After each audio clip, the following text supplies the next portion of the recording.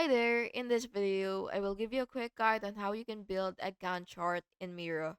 So first, what you will have to do is, of course, make sure that you do have the correct plan that supports the timeline and the chart features, so you will have full access to everything that you need.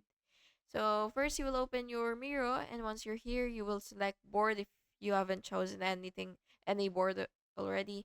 So next, you will go ahead and click flow templates or just templates. It depends on the terminology that your um app that your website has. So just basically look for Gantt chart.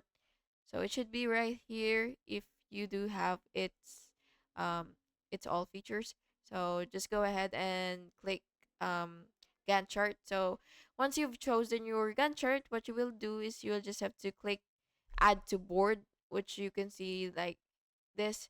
And then what you will do is basically you will just have to double click the task rows. Then you will enter task name, set start date and end date, and then you will just adjust bars along the timeline. You will assign tasks, you will click the person icon, then you will basically just choose your team members. And optionally, by the way, you can add dependencies as well. You will drag line from one task to another, and you will use color coding for priority or project pace. So after you're done with all your changes, with all your stuffs, if you would want to save the changes, of course, you will click main menu and you will click board, and then you will look for export, and you can save it either as a PDF or as an image or whatever that you like. So yeah, that's basically it.